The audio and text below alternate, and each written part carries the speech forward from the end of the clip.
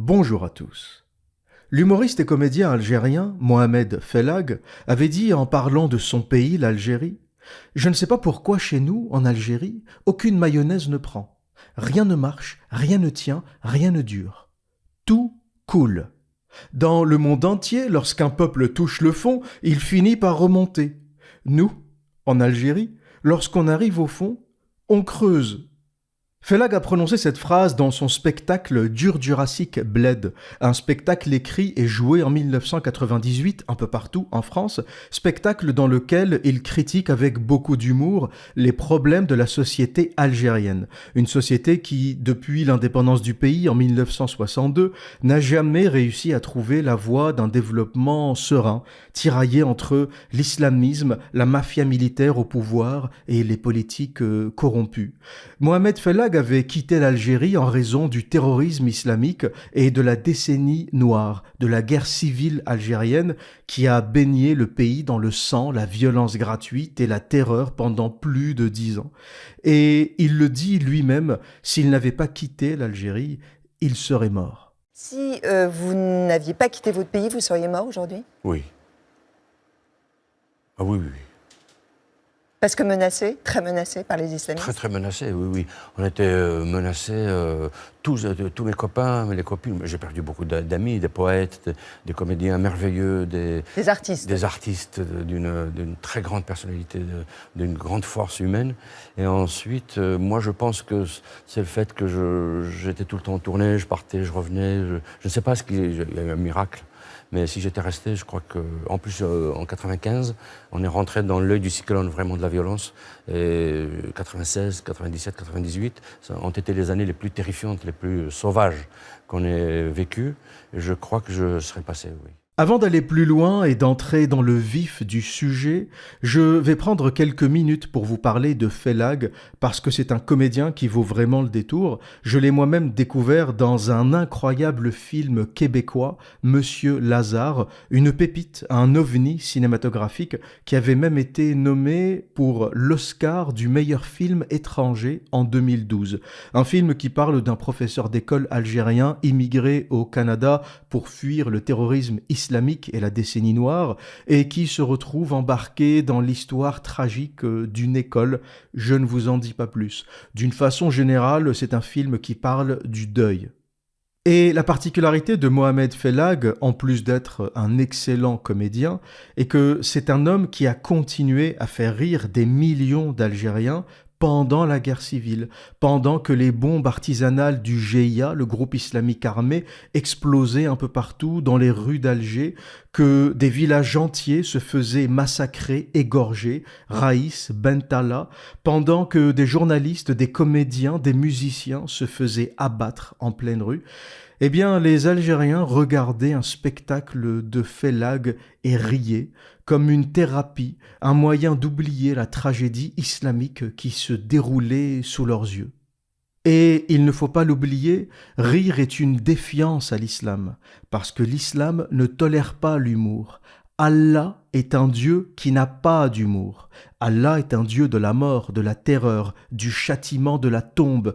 Allah est un psychopathe sadique qui déclare dans la sourate des femmes, An-Nisa, verset 56, qu'il remplacera la peau du mécréant une fois qu'elle aura brûlé, afin qu'elle brûle de nouveau. Je vais vous lire ce passage de sourate An-Nisa, le verset 56, parce qu'il est symptomatique du sadisme d'Allah. Ça vous montre à quel point ce Dieu, sorti de la tête d'un bédouin du désert, est un psychopathe sadique, un malade. Et voilà ce que nous dit ce verset. Certes, ceux qui ne croient pas à nos versets, le Coran, nous les brûlerons bientôt dans le feu. Chaque fois que leurs peaux auront été consumées, nous leur donnerons d'autres peaux en échange, afin qu'ils goûtent au châtiment. Quel genre de Dieu est Allah ? Quel genre de Dieu jouit autant de la torture des hommes ? Allah est un Dieu bête et méchant, un Dieu qui n'a pas d'humour. Et vous imaginez ce que dit ce verset ?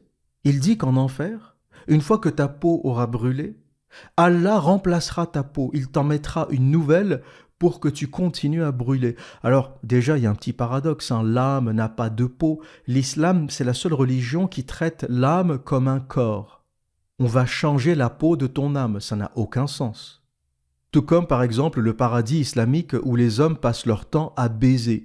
Dans quel type de paradis on a une érection, on a du plaisir sexuel? Il n'y a qu'en islam que ça existe. Dans les autres religions, l'âme est immatérielle, ne connaît pas le plaisir sexuel, ne connaît pas les plaisirs de la chair. Mais l'islam traite l'âme comme un corps. Un corps dont on remplace la peau pour qu'elle continue de brûler. Allah est un dégénéré. Quel genre de Dieu jouit autant de la douleur des hommes? La réponse, un Dieu bête et méchant, un Dieu débile, un Dieu sans humour. Et en réalité, l'ami imaginaire sorti tout droit de l'esprit détraqué, l'esprit dérangé d'un bédouin du désert d'Arabie. Et ne l'oubliez jamais, l'islam n'a pas d'humour, l'islam n'aime pas l'humour. C'est une religion où on ne rigole pas. Et donc, rire est un acte militant.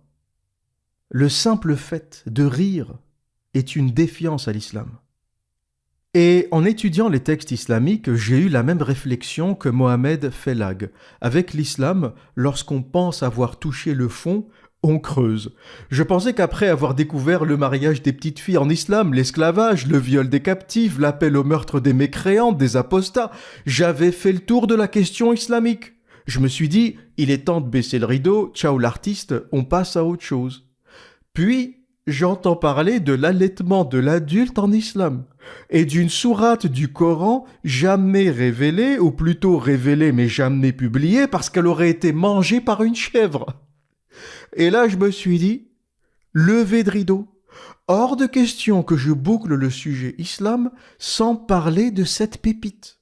Les paroles d'Allah mangées par une chèvre, vous avez le droit de savoir. Le monde a le droit de savoir. L'allaitement de l'adulte et le verset du Coran, jamais publié parce qu'il a été mangé par une chèvre, est l'une des plus grosses dingueries islamiques que j'ai pu découvrir.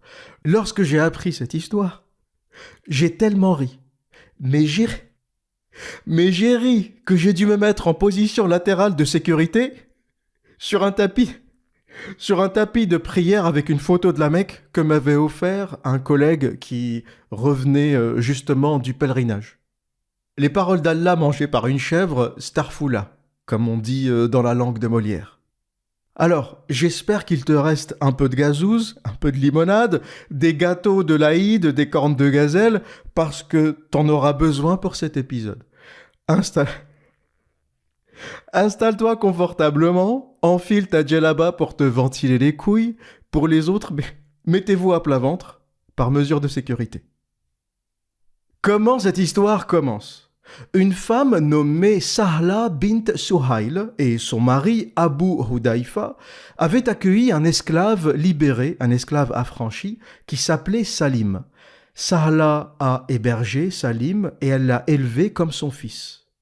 Mais Salim grandit, il devient un homme adulte, et lorsqu'il rend visite à Sahla, qu'il considère comme sa mère, Abu Hudayfa, le mari de Sahla, devient jaloux. Il n'a pas confiance, il n'aime pas cette situation. Cet homme, cet adulte qui rend visite à sa femme, le met mal à l'aise. Et Abu Hudayfa dit à Sahla, « Ce n'est pas normal qu'un homme vienne te rendre visite quand je ne suis pas là. » Et Sahla lui répond, « Mais calme-toi, Abu Hudayfa, c'est pas n'importe quel homme, c'est Salim, c'est comme notre fils, on l'a élevé, on l'a vu grandir. » Mais Abu Hudayfa ne veut rien entendre, il est jaloux, pour lui ce n'est pas normal, il est hors de question qu'un homme rende visite à sa femme, qu'il soit avec elle dans la même pièce pendant qu'il n'est pas là. Et Sahla, pour tranquilliser Abu Hudayfa, lui dit « Ne t'inquiète pas, je vais demander conseil auprès de notre guide spirituel, le meilleur des hommes, la lumière des lumières, j'ai nommé Muhammad Rasulallah. On va voir ce qu'en pense Rasulallah. Après tout, c'est notre guide spirituel. » Donc Sahla sort de sa maison à Médine et se dirige vers la mosquée de Rasulallah, le prophète de l'islam, qui était là en train de faire une sieste entre deux attaques de caravanes.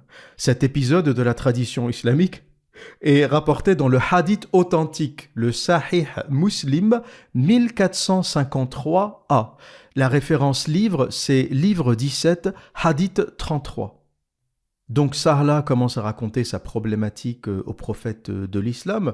Donc voilà, Rasulallah, mon mari est jaloux, il ne veut pas que Salim, mon esclave affranchi que j'ai élevé comme mon fils, me rende visite. Qu'en penses-tu? Que dois-je faire? Et voilà cette histoire telle que rapportée dans le hadith 1453, un hadith muslim. Aïcha, qu'Allah soit satisfait d'elle, rapporte que Sahla bint Suhail est venue voir l'envoyé d'Allah et lui dit « Ô messager d'Allah, je remarque sur le visage d'Abu Hudayfa des signes de gêne à propos de l'entrée de Salim, qui est un affranchi allié, chez nous. » Alors le messager d'Allah, dans toute sa sagesse, lui répondit « Allaite-le, allaite-le, donne-lui ton bzézel. » Sahla répondit, choqué, « Comment pourrais-je l'allaiter alors que c'est un homme ?»« Rasulallah, regarde, il a une barbe, Salim.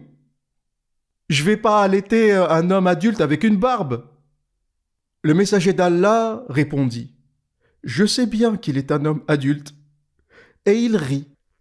Et ça, c'est important. Ça m'a, plus que toute autre chose dans le hadith, ça m'a mis par terre. Le prophète rit. C'est-à-dire qu'il balance une dinguerie, il sait que c'est une dinguerie. Et il rigole, le fils de pute, il rigole. Il fait faire des folies à des humains et il rigole. Je vous laisserai constater ça par vous-même dans le hadith authentique de Muslim. À la fin, il est marqué que le prophète a ri. Plus précisément, dans la version rapportée par Ibn Umar, il est mentionné, ouvrez les guillemets, le prophète a ri. Qu'est-ce que c'est que ce prophète? Même Raël n'aurait pas osé faire ça. T'as une femme en détresse qui vient te raconter son histoire, t'es genre le guide spirituel du coin, t'es le prophète, l'envoyé d'Allah. La meuf te dit, mon mari est jaloux parce qu'il y a un homme adulte qui vient me voir, mais pas n'importe quel homme adulte. C'est un enfant que j'ai élevé, c'est comme mon fils. Le prophète, il te dit, tu sors ton sein et tu l'allaites. Qu'est-ce que c'est que ce truc? Et c'est pas fini. Comme je vous l'ai dit, avec l'islam, quand on touche le fond, on creuse. Un autre hadith, de la plus haute authenticité, le hadith Muslim 1452, qui rapporte la chose suivante. Aïcha, qu'Allah soit satisfait d'elle, a rapporté. Il avait été révélé dans le Saint-Coran que 10 tétés clairs rendaient le mariage interdit, c'est-à-dire établissaient un lien de mahram. Puis cela fut abrogé et remplacé par 5 tétés. Et le messager d'Allah est mort alors que ce verset faisait encore partie de ce qui était récité dans le Coran. Et là, on entame une autre partie de cette histoire, une partie tout aussi intéressante, pour ne pas dire plus intéressante. Dans la tradition islamique, selon le hadith rapporté par Aïcha, l'allaitement de l'adulte était dans le Coran. Un verset qui précisait 5 tétés au lieu de 10. Mais ce verset a été retiré. Ce verset a été retiré du Coran. Et là, accrochez-vous bien, c'est un autre hadith qui raconte pourquoi ce verset n'est pas dans le Coran. Là, c'est le moment de prendre une chaise, de faire une pause, de vous installer encore plus confortablement.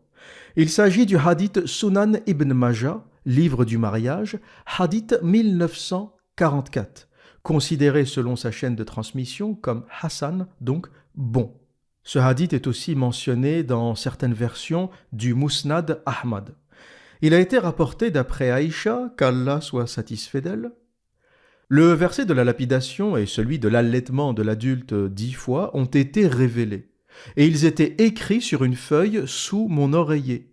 Lorsque le messager d'Allah est décédé et que nous avons été préoccupés par sa mort, un animal domestique, une brebis ou une chèvre apprivoisée, est entré et a mangé la feuille. Une chèvre a mangé la feuille. Selon la tradition islamique, il y a des paroles d'Allah révélées que Aïcha et les compagnons ont vues et lues, mais qui ne sont pas aujourd'hui dans le Coran parce qu'une chèvre les a mangées. Les gens qui disent le Coran est parfait, il a été compilé à la perfection, c'est un ouvrage parfait. Il n'y a rien de parfait dans le Coran. Il y a des hadiths, je vous le mettrai à l'écran, je vous mettrai aussi les références en description de ce podcast. Il y a des hadiths qui vous disent, des hadiths de la plus haute authenticité, qui vous disent qu'un verset a été mangé par une chèvre. On fait comment ? Le verset de la lapidation et le verset de l'allaitement de l'adulte 5 fois, 5 au lieu de 10, était dans le Coran, bien tranquillement planqué sous l'oreiller de la petite Aïcha. Et à la mort du prophète, il y avait une espèce de panique dans la maison. Vous savez que la mort du prophète est une catastrophe, hein. Je pourrais vous en parler, on en fera tout un épisode. Apparemment, ils ne l'ont pas enterré parce qu'ils pensaient qu'il allait ressusciter, ils pensaient que c'était comme Jésus. Puis le corps a commencé à puer, ils ont fini par l'enterrer. Il y avait des bagarres, des fitnas, ça a fini en guerre civile. La mort du prophète, c'est une folie. Il est mort comme une merde. C'est pour ça que les imams, d'ailleurs, ne parlent pas beaucoup de l'épisode de la mort du prophète, mort empoisonné par une juive, une femme juive de l'une des tribus qu'il avait attaquées et massacrées. Donc Aïcha nous dit, dans tout ce chaos de la mort du prophète, on était occupé, j'ai pas fait attention, une chèvre. Une chèvre est entrée dans la maison, elle a mangé la feuille où il y avait le verset de l'allaitement de l'adulte et le verset de la lapidation. Donc aujourd'hui, ils ne sont pas dans le Coran. Et t'as des mecs qui viennent te dire le Coran est un miracle. De quel miracle tu me parles ? Une chèvre est plus forte qu'Allah. Une chèvre a bouffé la parole. Une chèvre a bouffé la parole révélée d'Allah. De quoi tu me parles ? Le Coran n'a rien de parfait. Déjà, les sourates sont classées de la plus longue à la plus courte. Ça n'a aucun sens. Le Coran n'est pas classé par ordre de révélation. Il y a n'importe quoi. Les anciennes sourates sont au début. Des sourates plus récentes sont à la fin. Othman, il a dit, écoute, c'est un bordel. On ne sait pas comment organiser cette merde. Tu me mets la Baqara au début. Tu mets la Fatiha, c'est pour ouvrir, c'est la petite sourate tranquille. Mais après, à partir de la Baqara, t'organises tout de la plus longue à la plus courte. Point. T'as un mec qui dit, Othman, le Coran, c'est une histoire. Il y a un déroulement chronologique. Ferme ta gueule. C'est moi le calife. Je t'ai dit de la plus longue à la plus courte. Tu fais comme je t'ai dit. Mais Allah a révélé tout ça dans un ordre. Pendez-moi cette merde. Tiens, écris-moi un hadith qui change sa religion, tuez-le. Et lui, tu le tues parce qu'il vient de changer sa religion. Dégage. Égorge-moi cette merde. Voilà à peu près dans quelles conditions, dans quelles circonstances s'est créé le Coran. Il n'y a rien de parfait. Il y avait beaucoup plus de textes qui ont été purgés, nettoyés par Othman, des pages supprimées. Et voilà comment, comme le problème en fait des théologiens, c'est qu'à aucun moment ils ne pensaient qu'un jour il y aurait un truc qui s'appellerait Internet, qui permettrait de vulgariser tous ces textes. Donc ce hadith du texte qui a été mangé par une chèvre, est resté planqué pendant 1400 ans. Personne ne l'a fouillé. Ou plutôt 1200 ans, parce que les hadiths ont été écrits quasiment 200 ans après la mort du prophète. Donc tous ces textes, les imams, ils les ont planqués, c'est dans un livre à la mosquée que personne ne lit. Hein. La majorité, ou le dénominateur commun de tous les gens qui vont à la mosquée, c'est qu'ils ne lisent pas. Ou ils vont lire le Coran, comme ça, pendant le ramadan, ils vont lire quelques pages. Mais personne ne lit le Coran parce que c'est indigeste. C'est une merde indigeste. C'est répétitif, ça part dans tous les sens.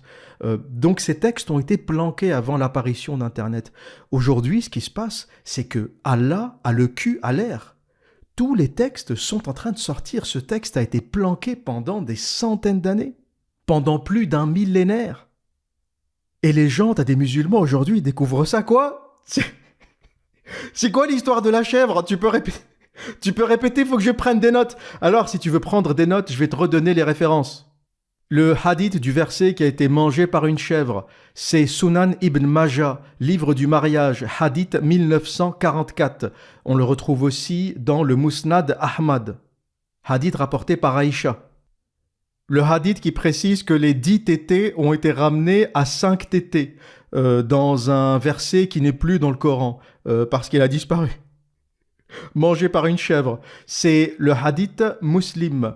Livre du mariage, hadith 1452. Et le hadith qui raconte l'histoire de Sahala qui va voir le prophète et qui lui dit « allaite-le », c'est le hadith Muslim 1453. Et pour revenir à notre histoire, Sahala, après la déclaration du meilleur des hommes, est choquée. Elle se dit « comment je vais faire ça ? Comment je vais rentrer chez moi, annoncer à mon mari que je vais donner le sein à Salim, un homme adulte. Elle rentre chez elle tout en repensant à cette histoire et en arrivant, son mari est là et elle lui explique tout. Elle lui explique que selon Rasulallah, le meilleur des hommes, la lumière des lumières, pour qu'un homme devienne un mahram, donc qu'il devienne comme un membre de la famille avec qui le sexe est interdit, elle doit l'allaiter 5 fois. Et pour ceux qui ne comprennent pas le terme, un mahram en islam désigne une personne avec laquelle le mariage est définitivement interdit selon la loi islamique, la charia, en raison de liens de sang ou d'allaitement. Donc par exemple, votre frère ou votre sœur est un mahram. On ne peut pas se marier, on ne peut pas avoir de relations sexuelles. Mais si la femme allaite un homme, selon l'islam, il devient aussi son mahram. Ça veut dire qu'elle peut rester avec lui dans une pièce, il ne se passera rien parce que c'est comme son frère ou son père. En gros, l'allaitement recrée le lien de sang, y compris l'allaitement de l'adulte. Et ça, c'est quelque chose qui fait beaucoup chier les intégristes, parce que t'imagines, t'es un fondamentaliste, t'es un barbu en djellaba, un mec qui fait toutes ses prières, etc. Ta sœur te dit, j'ai envie d'accueillir un mec chez moi, je veux qu'il passe la nuit tranquille dans ma chambre. Toi, t'es là, t'es un fanatique, non, t'es folle, c'est interdit, tu peux pas faire ça. Et la sœur lui dit, non, mais je lui ai donné un tété. C'est mon mahram, il peut bien dormir à côté de moi, il se passera rien. Vous imaginez dans quelle merde ça met les intégristes qui sont obligés de rejeter ce texte parce que sinon leurs sœurs, leurs mères vont se mettre à donner à téter à plein d'hommes pour qu'ils puissent venir à la maison. Et quand j'ai découvert ça, je me suis dit mais l'islam est une religion X. L'islam c'est un film de boules. L'islam est un film porno. C'est quoi cette histoire de femmes qui donnent à allaiter comme ça à des hommes pour pouvoir s'isoler avec eux dans une pièce? Donc, comme on l'a dit, Sahla, chamboulée par cette histoire, retourne voir son mari et le mari la regarde dubitatif et il se dit « C'est quoi cette histoire de bzézel? Depuis quand on donne le sang à des hommes adultes ?» Mais, vous savez, ces pauvres habitants de Médine, endoctrinés, terrorisés par la mafia de Mohammed et ses compagnons, n'avaient d'autre choix que d'écouter ses consignes. Il faut savoir que c'était des mecs dangereux, Mohammed et ses compagnons, des attaqueurs de caravanes, des voleurs, des pilleurs. Donc c'est aussi par la peur que l'islam s'est imposé. L'islam rend con aussi parce que les gens ont peur. Et c'est comme ça que l'islam détourne les gens du bon sens. C'est-à-dire que cette bonne femme et son mari savaient très bien que donner le sein à un homme adulte, c'est un truc bizarre. Mais elle l'a quand même fait, comme on le verra, parce que l'autorité religieuse, c'est de ça dont on parle lorsqu'on parle d'autorité religieuse. Tu sais que quelque chose est mal, tu sais que c'est con, tu sais que le ramadan, par exemple, est mauvais pour la santé. Les mammifères, les humains, les animaux jeûnent la nuit. Ils arrêtent de manger. J'ai fait toute une vidéo pour en parler. Et le jeûne diurne n'est pas adapté à la physiologie humaine. On jeûne bien pendant le sommeil, lorsqu'on dort. C'est aussi une question de rythme circadien, de stimulation de la rétine, du cerveau, etc. Mais l'ignorance, l'autorité religieuse, la pression de la mafia islamique fait que les gens outrepassent le bon sens en raison de la peur et le font quand même. T'as plein de familles qui ne veulent pas circoncire leurs enfants. C'est terrible la circoncision. Un petit enfant innocent, il est là, il joue avec ses petits jouets, il sait pas ce qui lui arrive et toi tu l'emmènes se faire couper le prépuce. Vous imaginez la violence? On le désensibilise à vie.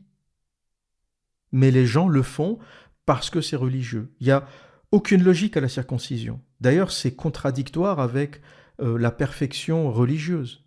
Dieu ou Allah a créé les hommes parfaits et ensuite il demande qu'on coupe le prépuce. Il a oublié, donc l'homme n'est pas parfait si tu as oublié de couper le prépuce.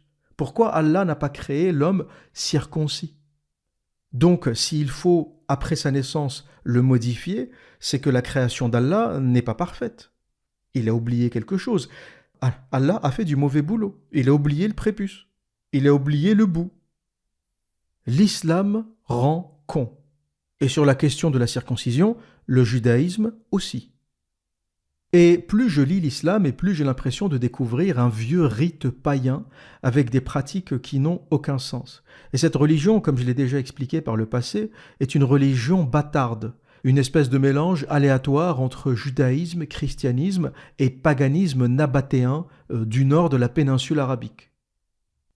Donc Sahla s'exécute, elle convoque Salim à la maison, elle lui explique tous les détails de cette histoire, puis elle s'isole avec lui, elle sort son sein et elle demande à Salim, donc un homme adulte et barbu, de la téter 5 fois.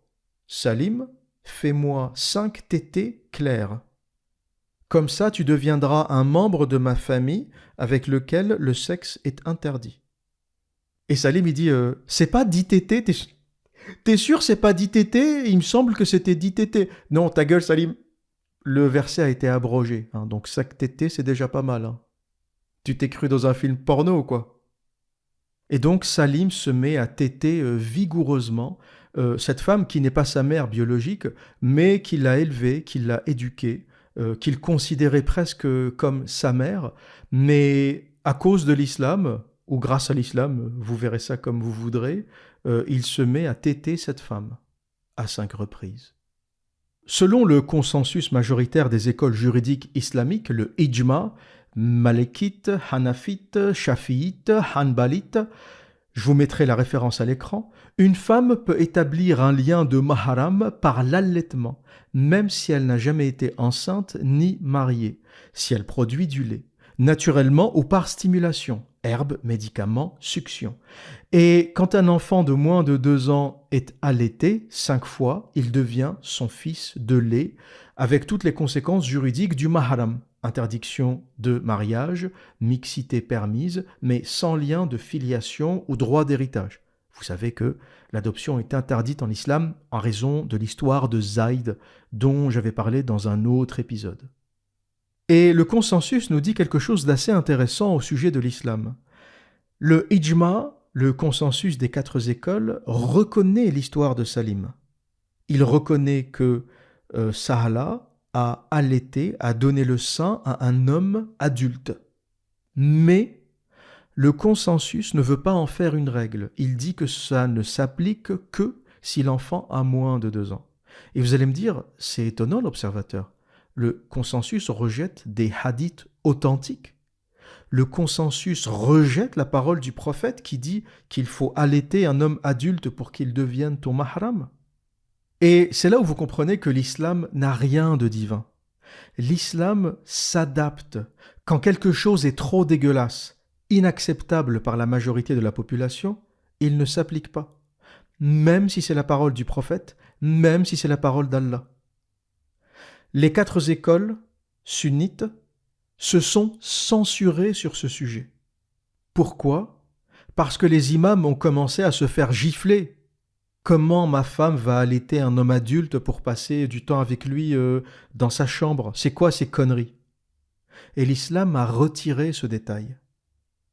Tous les imams savent que ce hadith existe et que le hadith du verset mangé par la chèvre existe. Mais ils ne peuvent pas en parler.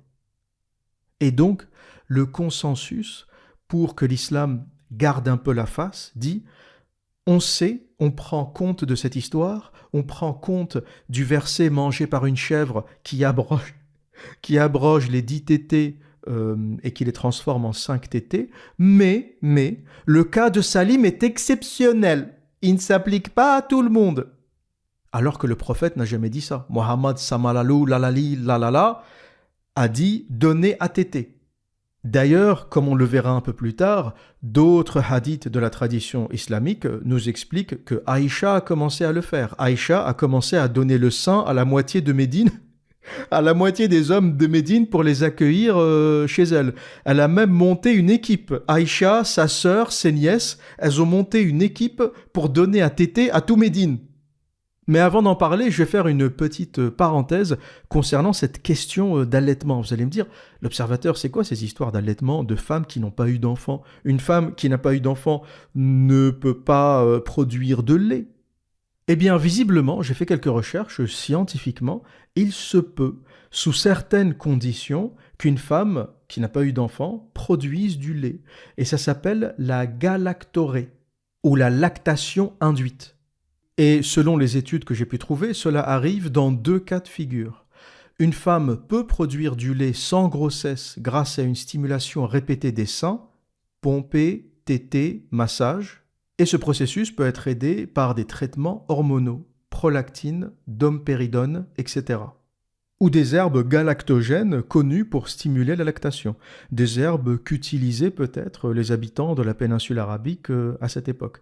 Des herbes comme le fenugrec, l'une des plus utilisées dans le monde, qui stimule naturellement la sécrétion de prolactine, l'hormone responsable de la lactation. Mais on a aussi le fenouil, l'anis vert, le chardon-marie, qui aident ou stimulent la lactation. Ce sont des herbes notamment utilisées dans l'adoption ou l'allaitement de substitution. Et ça m'a surpris, comme quoi on en apprend tous les jours, de savoir qu'il était possible de déclencher, de stimuler une lactation chez les femmes sans qu'elles soient enceintes ou qu'elles aient eu un enfant. Et comme on l'a dit, cette info de l'allaitement de l'adulte a fait le tour de Médine. Sahla a raconté cette histoire à Aïcha et à Hafsa, les 2 autres épouses du prophète Mohammed, qui se sont dit « Génial, il y a plein de mecs que j'ai envie d'accueillir à la maison comme mes frères », entre guillemets. Je suis sûr que si je leur donne à téter, ça marchera. Et voilà ce qui est rapporté dans le Muwatta de l'imam Malik, l'un des premiers et des plus importants recueils de hadith et de jurisprudence islamique, de fiqh, compilé au 8e siècle, donc 2e siècle de l'Hégire à Médine, qui nous dit dans le livre 30, hadith 12, Aïcha, l'épouse du prophète, adopta cette pratique comme un précédent et demanda à des femmes de sa famille d'allaiter les hommes qu'elle souhaitait autoriser à entrer chez elle. Comme je vous disais, Aïcha s'est constituée en équipe avec d'autres femmes pour accueillir les hommes qu'elle voulait voir secrètement. Et donc vous imaginez, carte blanche.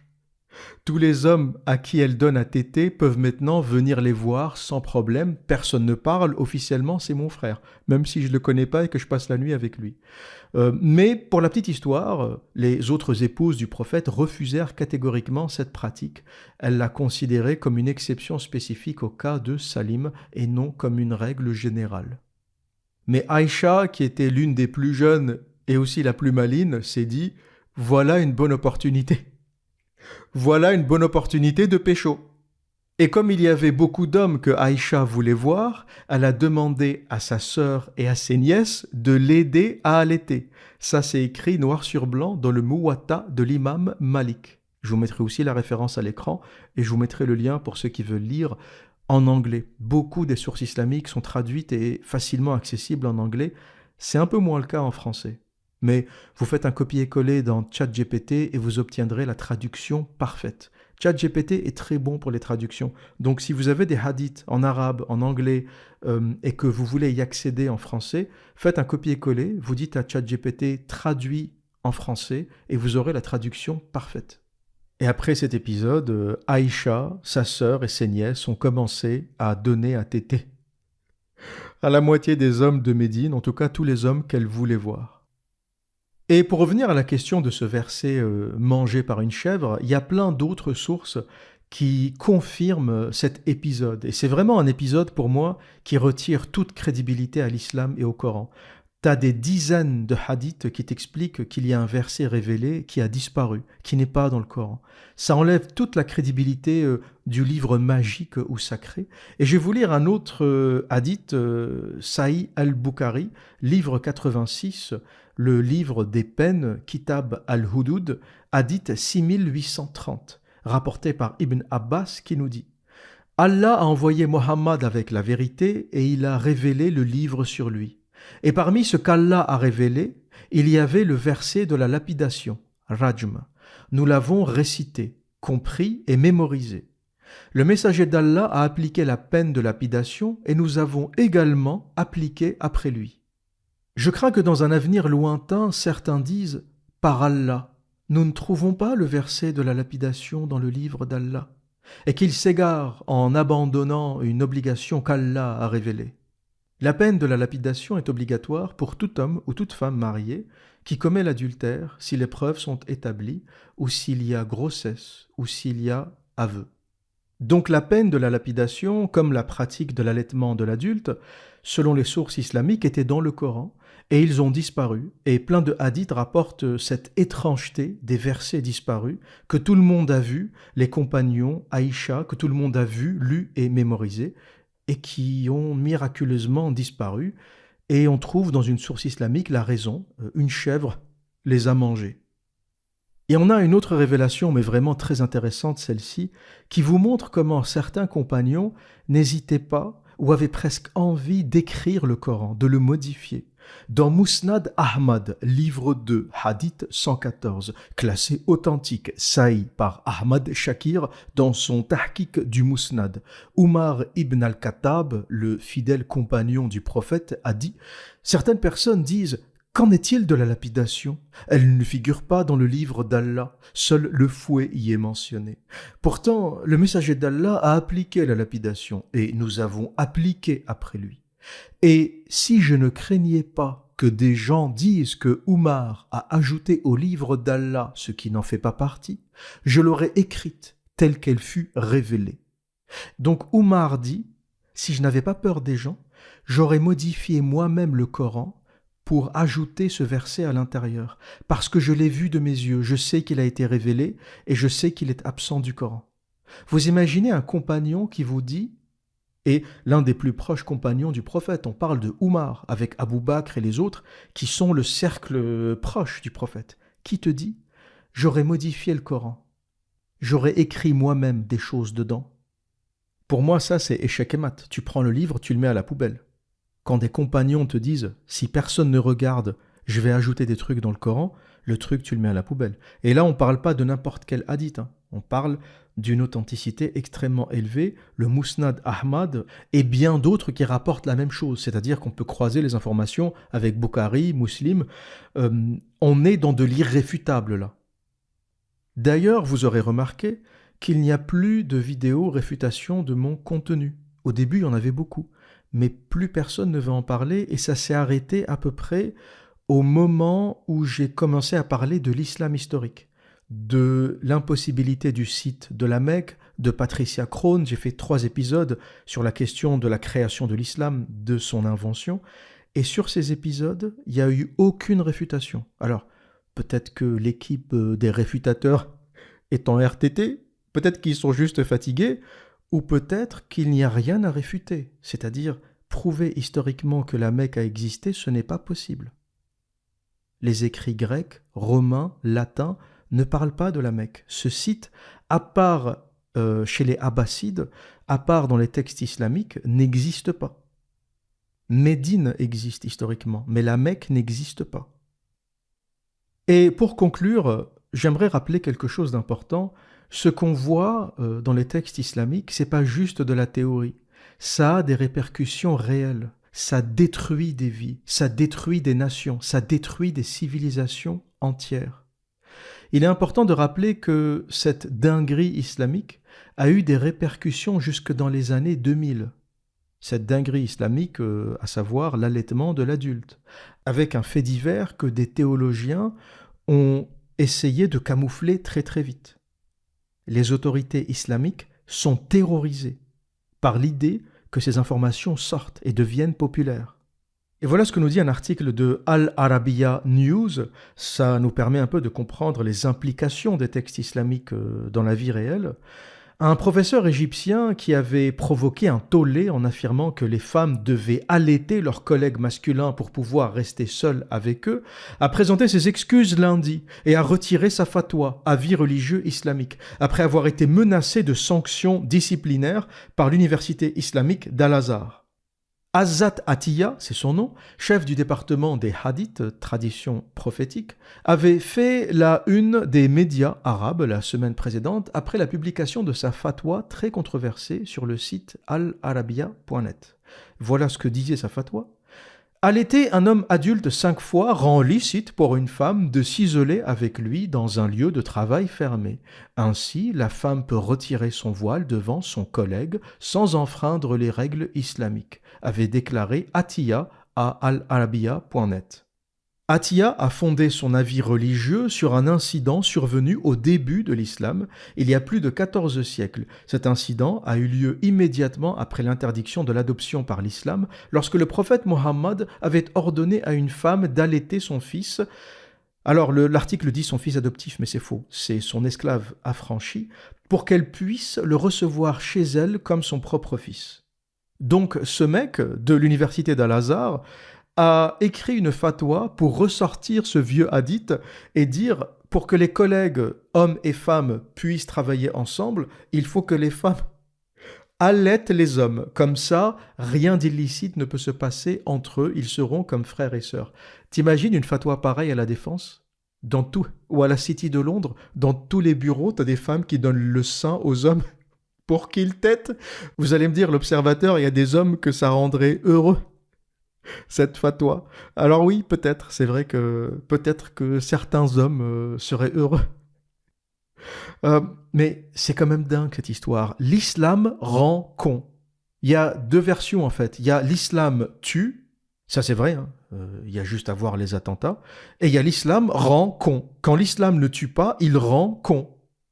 Et cet incident est rapporté dans un autre article de Reuters le 9 août 2007. Le Caire.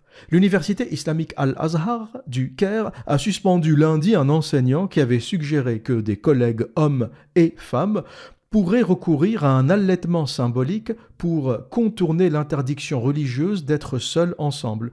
L'enseignant Azat Atiya s'était appuyé sur des traditions islamiques interdisant les relations sexuelles entre un homme et une femme qui l'a allaité, pour proposer que l'allaitement symbolique puisse être un moyen de contourner la stricte séparation des sexes. Mais après une vive controverse dans les médias égyptiens et du Moyen-Orient, le président de l'université Ahmad Al-Tayeb a suspendu Atiya en attendant une enquête urgente sur ses propos, a rapporté l'agence de presse étatique égyptienne MENA. Et l'université de Al-Azhar sait que ces textes existent. D'ailleurs, l'enseignant n'a été suspendu qu'après la polémique dans les médias. Il n'a pas été suspendu immédiatement. Donc, les imams, les autorités religieuses, les enseignants de l'université islamique d'Al-Azhar, ils savent tout ça. Ils savent que l'allaitement de l'adulte est dans la sunna. Mais ils ont honte. Ils ont honte de leur propre religion. Qui serait fier d'une religion où les femmes allaitent des hommes adultes, des hommes avec des barbes ? Qui serait fier d'une religion où on te dit les collègues de travail femmes doivent allaiter les hommes pour pouvoir travailler dans le même espace ? Qui serait fier d'une religion pareille ? Tu m'étonnes qu'ils aient honte. Mais tant que ça reste caché, planqué dans les mosquées, ça va.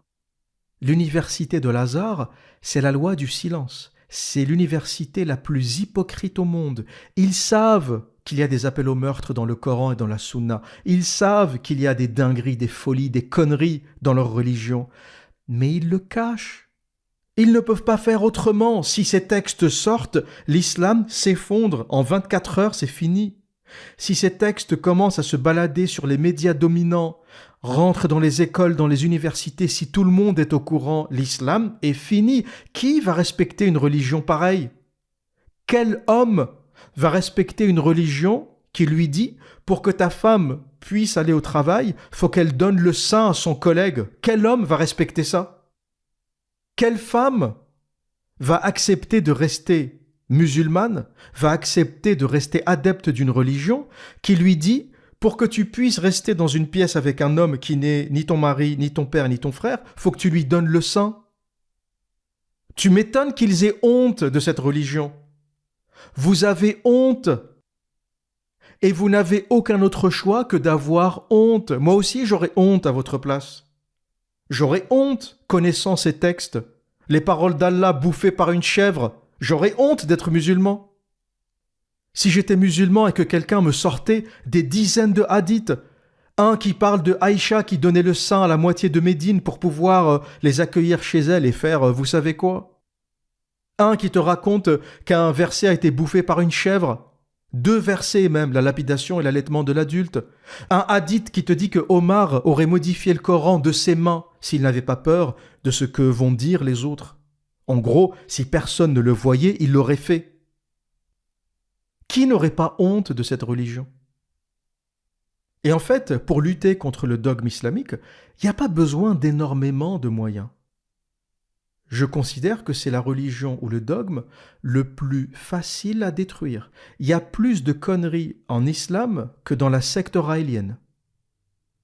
Raël a repris quelques concepts de l'islam, par exemple le voyage nocturne. Raël raconte la même chose. Il dit « Je suis allé dans l'espace, je suis monté dans les cieux et j'ai parlé au prophète. » La version de Mohammed.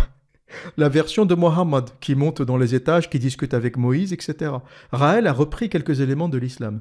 Mais l'islam est quasiment plus con que l'idéologie raélienne. Il n'y a pas d'appel au meurtre chez les raéliens. Au pire, tu vas perdre un peu d'argent. Voilà, c'est une secte, donc à un moment, ils vont te demander de verser la moitié de ton salaire. Ils vont te dépouiller comme toutes les sectes. Mais ils ne vont pas aller t'envoyer tuer une équipe de journalistes ou égorger des innocents. Je considère que les raéliens sont moins dangereux que certaines sectes islamiques ou certains comportements islamiques ou les extrémistes, ceux qui vont au bout, ceux qui prennent Surat at-Tawbah à la lettre. Surat at-Tawbah, verset 5, « Tuez-les où que vous les trouviez ». T'as des terroristes, ils sont jetés dans la foule, ils sont allés se faire exploser, ils sont allés tuer des innocents juste à cause de cette sourate. Tuez-les où que vous les trouviez. At-Tawbah, verset 5. Et en réalité, parler des textes islamiques suffit à détruire l'islam. C'est tellement absurde que juste lire ce que j'ai fait là, c'est même pas moquer l'islam. J'ai lu les textes. Quand je vous ai dit qu'une chèvre a bouffé les paroles d'Allah, je me moquais pas, je lisais un hadith de Muslim, un hadith de la plus haute authenticité. T'ouvres les hadiths, tu lis et tu rigoles. Des barres de rire. Et pour en finir avec l'islam, vous n'avez rien d'autre à faire. Ni violence, ni manifestation, ni militantisme. Rien. Vous parlez juste des textes islamiques. Vous ouvrez un micro et vous parlez des textes islamiques. L'islam s'effondrera par Internet. L'islam est né par l'épée. L'islam s'est propagé par l'épée, par la violence et dans le sang. Mais l'islam ne mourra pas dans la violence. L'islam mourra par Internet. L'islam mourra par des gens qui ouvrent un micro et qui parlent, et qui lisent les textes. Voilà, tu ouvres une chaîne YouTube et tu lis les hadiths du matin au soir. Attends quelques années, l'islam s'effondre. Cette religion ne survivra pas. Aujourd'hui, il y a un truc qui s'est rompu, qui s'est brisé grâce à Internet, il y a un silence qui s'est cassé, il y a des textes cachés qui ne peuvent plus être cachés grâce à Internet, et il n'y a plus de marche arrière. On va assister à l'un des effondrements religieux les plus spectaculaires de l'histoire. Rien à voir avec l'effondrement du christianisme, rien à voir. Christianisme qui ne s'est jamais totalement effondré. Ça reste la première religion au monde, mais pratiquée d'une autre façon, séparée de l'autorité politique. On a séparé la politique et la religion, on a séparé l'État et la religion. C'est comme ça qu'on a réussi à continuer à vivre normalement. Mais l'effondrement de l'islam sera spectaculaire. C'est du jamais vu, c'est un gag. Quand je lis les évangiles ou la Bible, il n'y a pas grand-chose qui me fait rire. Il y a des conneries, il y a de l'atrocité, il y a de l'esclavage, il y a de la violence. Les mêmes conneries qu'en islam. Mais il n'y a rien qui me fait rire. En islam, je rigole. T'imagines s'il y avait une partie de la Bible bouffée par une... T'imagines si dans la tradition chrétienne, une partie de la Bible avait été bouffée par une chèvre?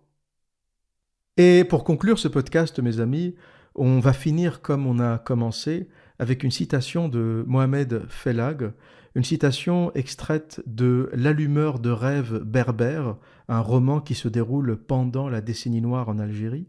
Et voilà ce que nous dit Fellag avec beaucoup d'humour, mais aussi beaucoup de sérieux. Aziz n'a pas eu de relation sexuelle depuis sa première masturbation.